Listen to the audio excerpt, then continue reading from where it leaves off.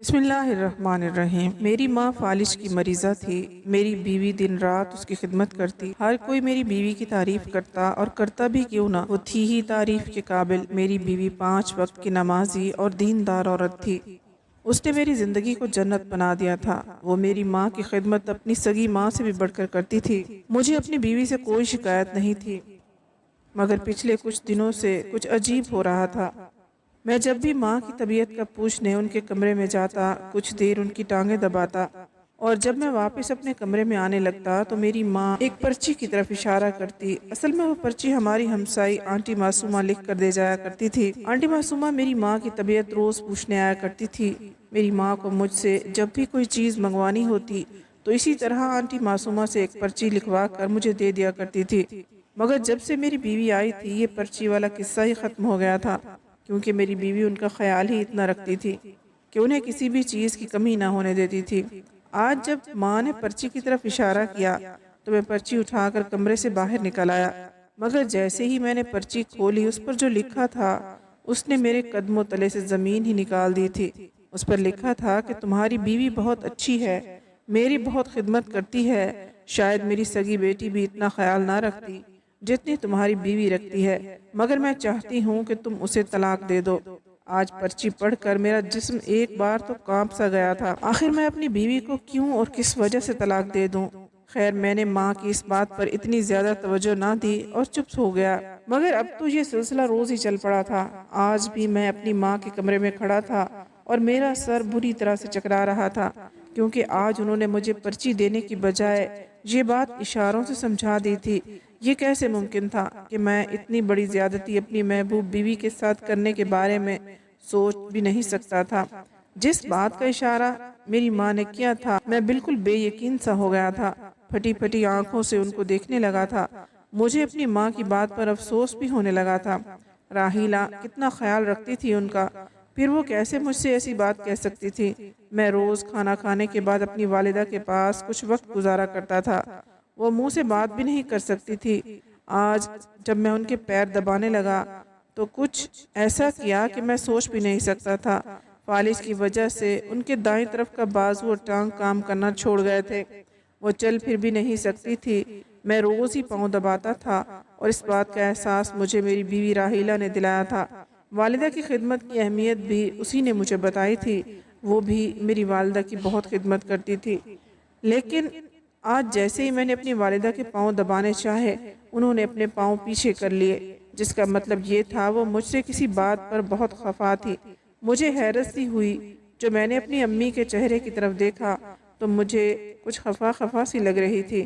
ان کی دائیں جانب سے منہ ٹیڑھا ہو چکا تھا۔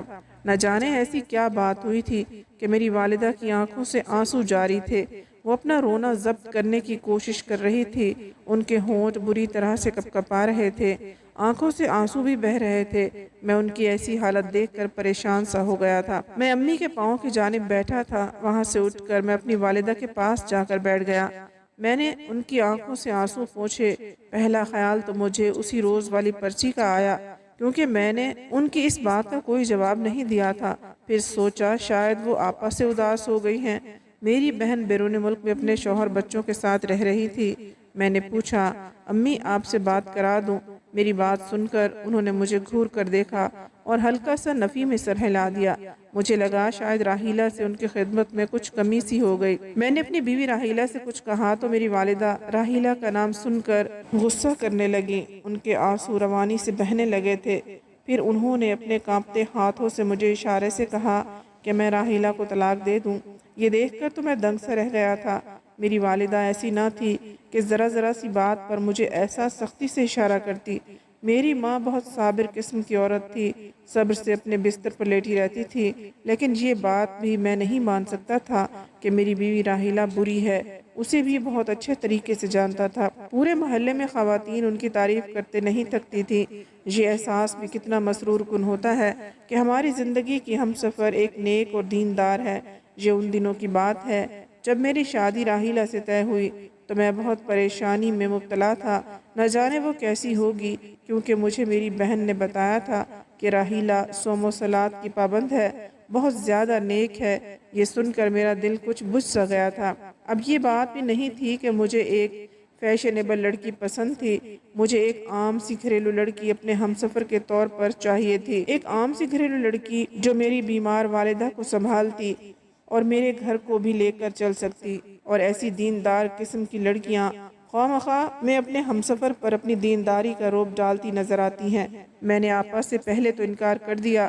وہ کہنے لگی کہ راحیلہ بہت اچھی ہے، جیسے تم سمجھ رہے ہو ویسے ہرگز نہیں ہے۔ راحیلہ جب میری زندگی میں شامل ہوئی تو مجھے آپا کی بات سچ لگنے لگی۔ وہ واقعی بہت مختلف تھی، چہرے پر ہر وقت ایک دل فریب سی مسکان لیے وہ بہت جلد میرے دل میں گھر کر گئی تھی۔ وہ نماز اور نوافل کی عادی تھی، لیکن جس خوبی نے مجھے متاثر کیا تھا وہ تھا اس کا ہر وقت باوضو رہنا۔ سر پر ہر وقت اسکارف پہنے رکھتی تھی، شرم و حیا کا پیکر تھی۔ میری بیوی سچ ہی کہا کسی نے، نیک بیوی بھی خدا کی نعمتوں میں سے ایک نعمت ہے۔ میری والدہ میری شادی سے پہلے ہی بہت بیمار رہتی تھی، ان کے دائیں جانب فالج کا اٹیک ہوا تھا، ان کا ہاتھ ہر وقت کپ کپاتا رہتا تھا، وہ بستر سے لگ چکی تھی، منہ بھی کچھ ٹیڑھا سا ہو گیا تھا۔ میری بڑی بہن بیرون ملک میں مقیم تھی، بس ہم دو بہن بھائی تھے۔ بہن جب پاکستان آئی تو میری شادی کروا کر واپس چلی گئی، کیونکہ میری والدہ تو خود کو سنبھالنے سے قاصر تھی، پھر گھر کے معاملات کیسے سنبھال سکتی تھی۔ میری شادی کے بعد پورے گھر کی ذمہ داری میری بیوی راحیلہ نے خود پر لے لی تھی۔ میری والدہ کا بھی خیال رکھنے لگی تھی۔ میں اپنی زندگی سے بے حد مطمئن تھا، مگر پھر میری زندگی میں کچھ عجیب و غریب سے واقعات رونما ہونے لگے، جس نے میری سوچ کو ایک الگ ہی طرز پر سوچنے پر مجبور کر دیا تھا۔ میری بیوی پاکی کا بہت خیال رکھتی تھی، سونے سے پہلے بھی باوضو ہو کر بستر کو 3 بار جھاڑتی اور قرآنی آیتوں کا ورد منہ میں کرتے ہوئے سو جاتی۔ جب میری آنکھ رات کو کسی پہر کھلتی تو تہجد پڑھ رہی ہوتی۔ میری تنخواہ بس اتنی ہی تھی کہ گھر مشکل سے چلا پا رہا تھا۔ یہ راحیلہ کا ہی کام تھا کہ اتنی تنخواہ میں بھی وہ خوشی سے مہینہ گزار دیتی تھی۔ ایک دن میرے باس نے ہمیں اطلاع دی کہ وہ ہمارے سٹاف میں سے کسی ایک شخص کی پروموشن کرنے والے ہیں اور تنخواہ میں بھی اضافہ ہو جائے گا۔ ہم سب سٹاف کے لوگوں کی یہی خواہش تھی کہ وہ شخص ہم ہی ہوں، لیکن ہمارے سٹاف کا ایک نوجوان کافی محنتی تھا، اس کے سارے پروجیکٹ اس وقت اچھے جا رہے تھے، اس لیے ہمیں یہی امید تھی کہ جس طرح سے باس اس سے خوش ہیں اس کی پروموشن ہوگی۔ رات کو سوتے ہوئے میں نے راحیلہ سے اس بات کا ذکر کر دیا کہ تم دعا کرو میری پروموشن ہو جائے۔ وہ کہنے لگی انشاءاللہ آپ کی ہی پروموشن ہوگی اور کل ہی ہوگی۔ یہ ایک عام سی نوعیت کی بات تھی۔ مجھے 100% امید تھی کہ پروموشن اسی نوجوان کی ہوگی، کیونکہ سب کو یہی امید تھی، لیکن میری حیرت کی انتہا نہ رہی جب باس نے سب کے سامنے میرا نام لیا تھا۔ مجھے تو اپنے کانوں پر یقین نہیں آ رہا تھا، میں اتنا خوش تھا کہ بیان سے باہر، لیکن مجھے حیرت کا جھٹکا اس وقت لگا جب میں گھر پہنچا۔ میں نے ابھی راحیلہ کو اطلاع بھی نہیں دی تھی کہ مجھے پروموشن ملی ہے، مگر وہ مجھے کہتے لگی خالی ہاتھ کیوں آئے ہو، پروموشن کی مٹھائی کہاں ہے؟ میں تو یہ سن کر حیران سا ہو کر دیکھنے لگا، وہ اتنے یقین سے کیسے کہہ سکتی تھی کہ مجھے پروموشن ملا ہے؟ میں نے کہا تمہیں کیسے معلوم ہوا؟ تو وہ کہنے لگی مجھے اپنی دعاؤں پر یقین ہے، وہ کبھی رد نہیں ہوتی، کیونکہ میں ایک خاص بندی ہوں۔ وہ سب فخریہ انداز میں کہہ رہی تھی۔ یہ بات ایک ناقابل یقین سی بات تھی۔ میرا دل اس بات کو ماننے کو قطعی تیار نہ تھا۔ بڑے بڑے بزرگان دین بھی کبھی اپنی دعاؤں پر ایسا دعویٰ نہیں کرتے جیسے راحیلہ کر رہی تھی، لیکن پھر کچھ ایسا ہوا کہ مجھے یہ بات ماننی پڑی۔ میری بڑی بہن کی شادی کو 5 سال بیت چکے تھے، لیکن وہ بے اولاد تھی۔ میرے بہنوئی نے بیرون ملک کے کسی ڈاکٹر اور ہسپتال کو نہیں چھوڑا تھا، مہنگے سے مہنگا علاج میری بہن کا کروا چکے تھے، مگر میری بہن امید سے نہ ہو سکی تھی۔ میں نے راحیلہ کو آزمانا چاہا۔ رات کو سونے سے پہلے میں نے اسے آپا کے بارے میں بتایا اور کہا کہ وہ آپا کے لیے دعا کریں۔ وہ باوضو تو ہوتی ہی تھی، اس نے کچھ دیر آنکھیں بند کر لیں، پھر آنکھیں کھول کر بولی آپ کی بہن بہت جلد آپ کو یہ خوشخبری بھی سنا دے گی۔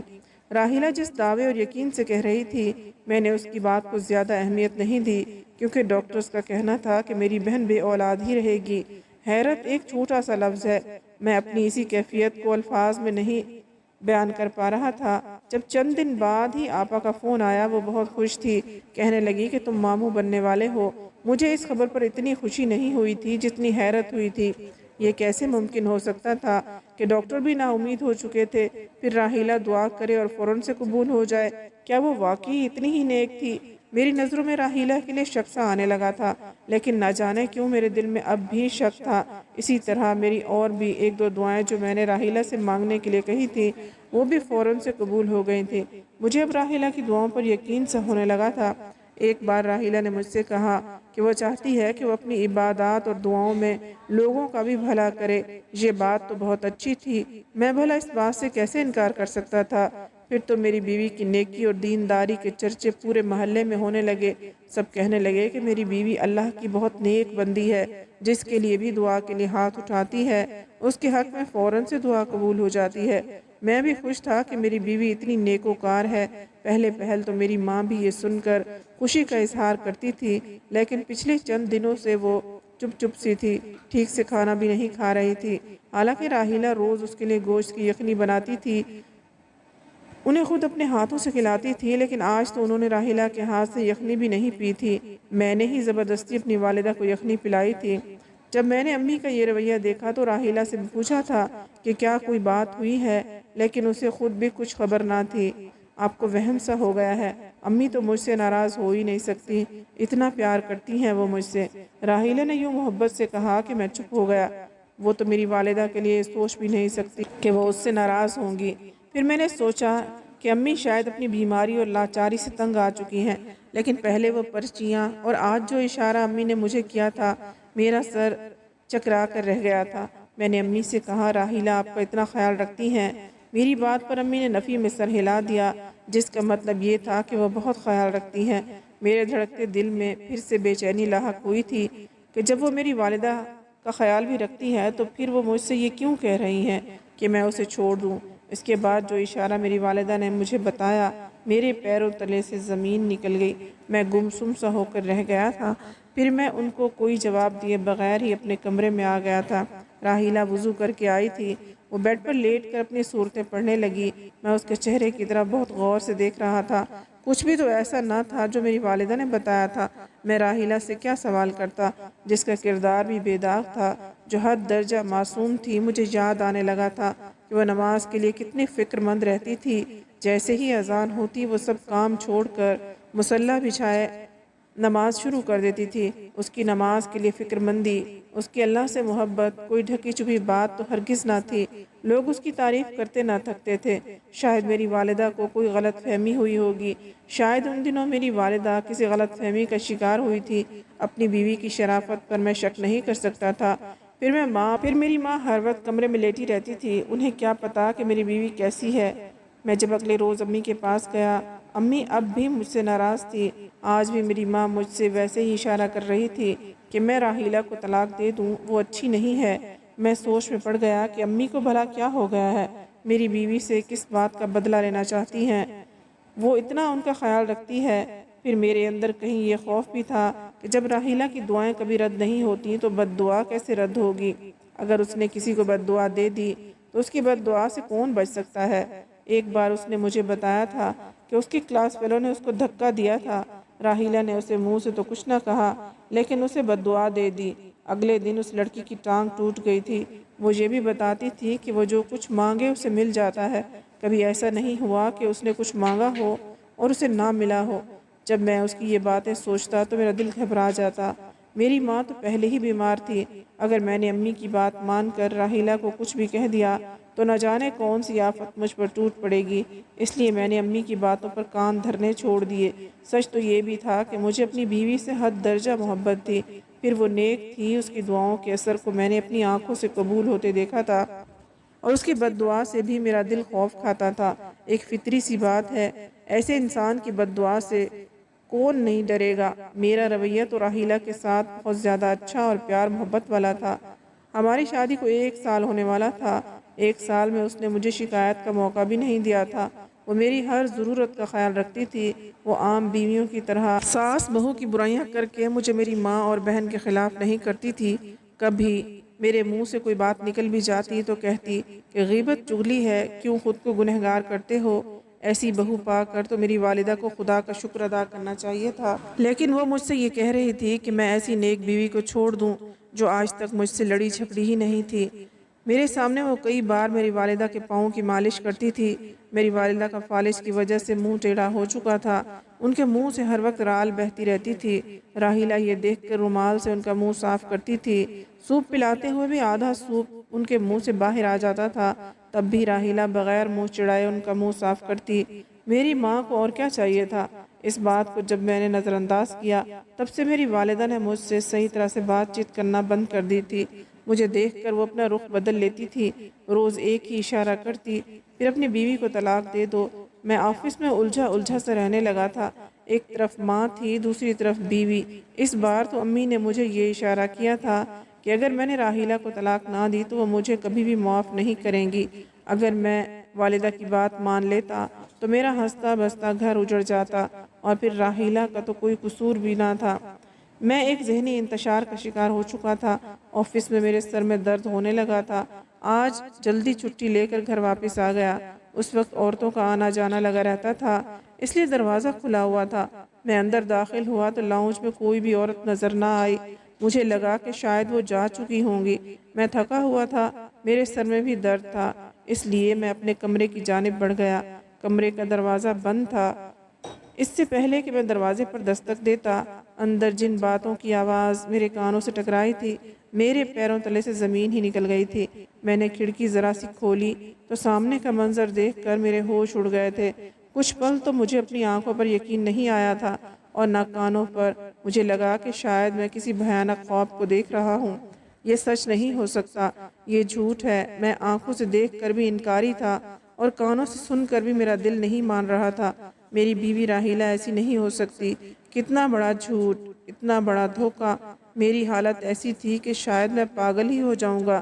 میرے اندر تو گویا طوفان سا برپا ہو گیا تھا۔ میں اس کمرے سے واپس پلٹ گیا۔ مجھے لگا میرے جسم سے کسی نے جان نکال لی ہو۔ میں مرے مرے قدم اٹھاتا ہوا اپنی والدہ کے کمرے میں چلا گیا، جو اب بھی رو رہی تھی۔ مجھے آج اپنی امی کی ہر بات سمجھ آ گئی تھی، سارے سوالوں کے جواب مل گئے تھے۔ میری امی سچی تھی۔ کچھ دیر میں بے جان بت سا بنا اپنی والدہ کے سامنے بیٹھا رہا، پھر ان کے چہرے سے آنسو صاف کیے۔ میں سوچنے سمجھنے کی حالت میں نہیں تھا، میرا سر بری طرح سے چکرا گیا تھا۔ مجھے راحیلہ کی ہر بات یاد آنے لگی، کیسے وہ ہر وقت باوضو رہتی تھی، اذان کی آواز سن کر نماز کی خاطر سارے کام چھوڑ دیتی تھی، ہر وقت اللہ کی باتیں کرتی رہتی تھی۔ میری کوئی دعا رد نہیں ہو سکتی، اور حقیقت میں وہ کیا تھی، یہ سوچ کر تو مجھے راحیلہ سے گھن آنے لگی تھی۔ اپنی بیوی کا سوچ سوچ کر میرا جی گھبرانے لگا تھا۔ میں کیسی غلیظ عورت کے ساتھ وقت گزار رہا تھا۔ آج جو میری آنکھوں نے دیکھا تھا، ضبط شاید میرے بس کی بات نہیں تھی۔ میں اپنی والدہ کی اذیت اب سمجھا تھا، ان کے دکھ کو اب محسوس کر سکتا تھا۔ میں اپنی ماں کے ساتھ لگ کر پھوٹ پھوٹ کر رونے لگا تھا۔ اتنا چاہا تھا میں نے راحیلہ کو، خود سے بھی زیادہ محبت کی تھی۔ آج تک کبھی اس سے کوئی بات نہیں ٹالی تھی، اور اس نے تو مجھے وہ چوٹ دی تھی کہ میرے پاس اس درد کو بیان کرنے کے لفظ بھی نہیں تھے۔ امی کے ساتھ لگے کسی بچے کی طرح رو رہا تھا، اور میری ماں کی دبی دبی سسکیاں میرے کانوں میں اذیت بھر رہی تھی۔ میں اب سمجھ رہا تھا کہ وہ کیوں مجھے اتنی بڑی بات کرنے کو کہہ رہی تھی۔ میں نے جلدی سے اپنے آپ پر ضبط باندھا، کیونکہ میری بیمار ماں کے کپکپاتے ہاتھوں میں دم نہیں تھا کہ وہ میرے آنسوؤں کو پوچھ سکتی۔ بڑی مشکل سے میں نے خود کو سنبھالا تھا۔ میں نے پہلے اپنے آنسوؤں کو صاف کیا، اس کے بعد اپنی ماں کے آنسو صاف کیے۔ محلے کی 2-3 عورتیں اب لاؤنج میں آ چکی تھیں۔ راحیلہ ان سے بات کر رہی تھی، ایسی باتیں جو میری ماں کے ساتھ میرے کانوں کو بھی اذیت دے رہی تھی۔ راحیلہ ویسے ہی دعوے کر رہی تھی جیسے میرے سامنے کرتی تھی۔ اس کی بات تو کوئی ٹال ہی نہیں سکتا تھا، وہ جو چاہے کر سکتی تھی۔ جب وہ عورتیں چلی گئیں، وہ میری آمد سے بے خبر میری والدہ کے کمرے میں آ گئی تھی۔ میری ماں بولنے سے قاصر تھی، اس لیے میری ماں کا کوئی ڈر نہ تھا، لیکن مجھے دیکھ کر اس کی رنگت بدل گئی۔ وہ کچھ گھبرا سی گئی تھی، کہنے لگی، آپ اس وقت آ گئے؟ میں نے کوئی جواب نہ دیا، مجھے تو اسے دیکھ کر گھن سی آ رہی تھی۔ ایک پل میں ہی وہ میرے دل سے اتر گئی تھی۔ میں نے کہا کہ راحیلہ، میں نے پورے ہوش و حواس میں تمہیں طلاق دی۔ یہ سن کر وہ پھٹی پھٹی آنکھوں سے مجھے دیکھنے لگی، جیسے اس نے میرے سوچنے سمجھنے کی صلاحیت کو سلب کر کے رکھ دیا تھا۔ میں نے بھی اسے صفائی کا موقع نہ دیا اور اسے اکٹھی 3 طلاقیں دے دی۔ جو کام وہ کر رہی تھی وہ ممکن ہی نہیں تھا کہ میں اس کے ساتھ مزید زندگی گزارنے کے بارے میں سوچتا۔ وہ رونے لگی، مجھ سے طلاق کی وجہ پوچھنے لگی۔ میں نے کہا میں اسے وہ سب کرتے دیکھ چکا ہوں جو دینداری کا لبادہ اوڑے وہ کر رہی تھی۔ وہ کالا علم کرتی تھی، قرآن کے لفظوں کو الٹا پڑھتی تھی، قرآن پاک کے لفظوں کی بے حرمتی کرتی تھی۔ میری آنکھوں سے آنسو جاری تھے۔ وہ میرے گھر میں کیا کر رہی تھی، لیکن سب کے سامنے نیک بنی ہوئی تھی اور عورتوں کے مسائل اس غلط عمل سے حل کرتی تھی۔ یقیناً اس کے پاس اس کے موکل جن بھی ہوں گے جو اس کے لیے کام کرتے ہوں گے۔ میں بے شک 5 وقت کا نمازی نہیں تھا، لیکن خدا نخواستہ میں ایسی عورت کو کیسے موقع دے سکتا تھا جس نے دین کو مذاق بنا دیا تھا، جو دعوے کرتی تھی کہ وہ جو چاہے کر سکتی ہے۔ اس کے اندر ہر درجہ گھمنڈ تھا۔ شاید اپنے ان جھوٹے عملیات کو لے کر میں نے اسے موقع نہ دیا، کیا خبر وہ مجھ پر عمل کر دیتی۔ وہ رو رہی تھی، کہنے لگی مجھے شہرت چاہیے تھی، میں چاہتی تھی لوگ میرے سامنے جھکیں، مجھے معتبر سمجھیں، اس لیے میں نے یہ عمل سیکھا تھا اور لوگوں کی جائز اور ناجائز خواہشات کو پورا کرنے لگی تھی۔ پھر مجھے گناہ کی لذت آنے لگی تھی، لوگ پتہ نہیں مجھے کیا سمجھنے لگے تھے، مجھے یہ سب کرنا اچھا لگنے لگا، لیکن مجھے یہ نہیں معلوم تھا میں اپنا گھر برباد کر بیٹھوں گی۔ وہ روتے دھوتے جا چکی تھی اور مجھے اسے چھوڑنے کا کوئی دکھ نہ تھا۔ میں نے ماں کے لیے ایک ملازمہ رکھ لی تھی جو دن رات میری ماں کی خدمت کرتی تھی۔ اب ماں بھی خوش تھی۔ پھر سال بعد میں نے دوسری شادی کر لی تھی اور اب میں بھی ایک خوشحال زندگی گزار رہا ہوں۔ امید ہے آپ کو آج کی کہانی پسند آئی ہوگی۔ مزید کہانیوں کے لیے چینل کو سبسکرائب کر لیں۔ اگلی کہانی تک اجازت دیں۔ اللہ حافظ۔